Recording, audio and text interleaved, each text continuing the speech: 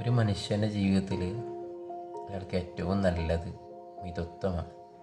ഏത് കാര്യത്തിലാണെങ്കിലും, വെറുക്കുന്ന കാര്യത്തിലാണെങ്കിലും, സ്നേഹിക്കുന്ന കാര്യത്തിലാണെങ്കിലും, വിശ്വസിക്കുന്ന കാര്യത്തിലാണെങ്കിലും, എന്തിനാണെങ്കിലും ലിമിറ്റ് ഉണ്ടാകുന്നത് നല്ലതാണ്. ഒരാളെ നമ്മൾ വല്ലാതെ വിശ്വസിച്ചു പോയി എന്നിരിക്കുക, എന്നിട്ട് അദ്ദേഹത്തിൽ നിന്നും ഇത് മാത്രമേ ഉണ്ടാകൂ എന്നൊക്കെ കരുതി അങ്ങനെ ഒരു ധാരണയിൽ ഇങ്ങനെ നിൽക്കുന്ന സമയത്ത് നമ്മൾ കരുതാത്ത ഒന്ന് ഇത് അയാളിൽ നിന്നും ഉണ്ടാവില്ല എന്ന് കരുതിയ കാര്യം അയാളിൽ നിന്ന് ഉണ്ടാകുമ്പോൾ നമുക്ക് വലിയ ഷോക്കായി മാറും. ഒരുപക്ഷെ നമുക്ക് താങ്ങാൻ കഴിഞ്ഞോളുന്നില്ല. എന്താ പറയുന്നത്, ഒരാളെ വിശ്വസിക്കുകയാണെങ്കിലും പരിധികൾ വെച്ച് വിശ്വസിക്കുക, സ്നേഹിക്കുകയാണെങ്കിലും പരിധികൾ വെച്ച് സ്നേഹിക്കുക. ഒരുപക്ഷെ സ്നേഹിക്കുമ്പോൾ പരിധിയില്ലാതെ അഗാധമായി അന്ധമായി സ്നേഹിക്കുക. ആത്മാർത്ഥമായി സ്നേഹിക്കുന്നതിനെ കുറിച്ചല്ല പറഞ്ഞു, അന്ധമായി സ്നേഹിക്കുക. ഞാൻ പറയുന്നത് അല്ലെങ്കിൽ ഞാൻ കരുതിയത് മാത്രമേ ഇയാൾ ഉണ്ടാകൂ എന്ന് അന്ധമായി വിശ്വസിച്ചിട്ട് അങ്ങനെ സ്നേഹിക്കുമ്പോൾ അവിടെ ഒരു ചേഞ്ച് എന്തെങ്കിലും വന്നു കഴിഞ്ഞാൽ, കുറച്ച് കഴിഞ്ഞാൽ അയാൾക്ക് വല്ല ചേഞ്ചും സംഭവിച്ചു കഴിഞ്ഞാൽ ആ ബന്ധം അവിടെ തകരാൻ സാധ്യതയുണ്ട്. കാരണം മറ്റയാൾക്ക് സഹിക്കാൻ കഴിയില്ല, താങ്ങാൻ കഴിയില്ല. ഏതൊരു കാര്യത്തിലും ഇവിടെ വേണ്ടത് മിതത്വമാണ്. വെറുക്കുന്ന കാര്യത്തിലായാലും അങ്ങനെ തന്നെയാണ്. കാരണം ഈ ചെളിവെള്ളമുണ്ടല്ലോ, ചെളിവെള്ളത്തെ എത്ര വെറുത്താലും ശരി, ഒരു സന്ദർഭത്തിൽ തീ പിടിച്ചെന്നിരിക്കെ അവിടെ വേറെ ഒന്നും ലഭിക്കാനില്ല. ആ സമയത്ത് ആ തീ കെടുത്താൻ ആ ചെളിവെള്ളം ഉപകരിക്കും. അപ്പോൾ അതുകൊണ്ടും ഉപകാരമുണ്ട്. വെറുക്കാണെങ്കിലും സ്നേഹിക്കുകയാണെങ്കിലും മിതത്വം പാലിക്കുക. പ്രവാചകൻ പറഞ്ഞ വാക്കുകളുണ്ട്, അഹ്ബിബ് ഹബീബക ഹൗനമ്മ അസ അൻ യകൂന ബഈദക യൗമമ്മ. വളരെ കൂർവയുള്ള വാക്കുകളാണ്. അഹ്ബിബ് ഹബീബക ഹൗനമ്മ, നീ നിൻ്റെ സ്നേഹിതനെ ഉണ്ടല്ലോ മിതമായ രീതിയിൽ സ്നേഹിക്കുക. പ്രവാചകൻ്റെ മനോഹരമായ വാക്കുകൾ കൊണ്ടാണ് ഞാൻ എടുത്തു പറയുന്നത്. നല്ല കാലത്തോട് യോജിച്ച വാക്കുകളാണ്. നിൻ്റെ സ്നേഹിതനെ മിതമായി സ്നേഹിക്കുക.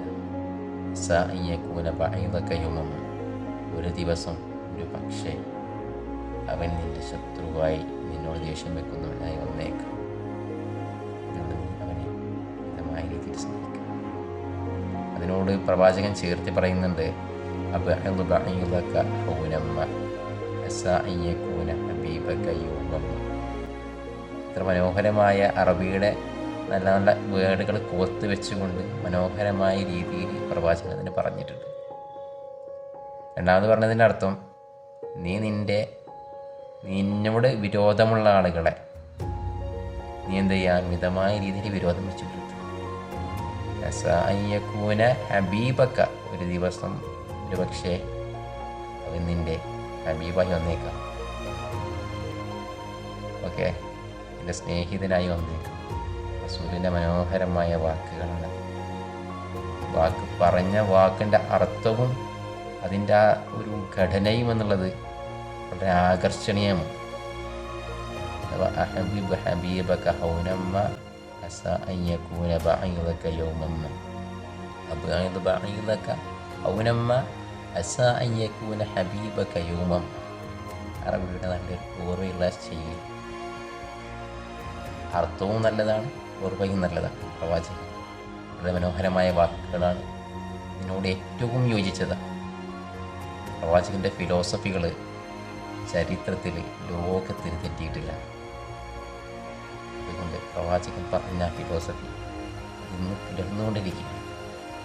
ഒരാളെ സ്നേഹിക്കുമ്പോൾ വലിക്കുക, പക്ഷേ വിട്ടുപോയി എന്ന് വന്നാൽ വിട്ടുകൊടുക്കേണ്ടി വരും. പിന്നെ തകർന്നു പോകാതിരിക്കണമെങ്കിൽ ഇവിടേക്കൊരു ലിമിറ്റേഷൻ നല്ലതാണ്. ഇത്തരത്തിൽ ഏത് കാര്യമാണെങ്കിലും മിതത്വം, ഏറുകയും വേണ്ട, കുറയും വേണ്ട, അഡ്ജസ്റ്റ്മെൻറ്റ്, മിതത്വം ഇങ്ങനെ പാലിച്ചു പോകുമ്പോണ്ടല്ലോ ജീവിതം സുന്ദരമായിട്ട് മുന്നോട്ട് പോകും. ഒന്ന് ചെയ്തു നോക്കി.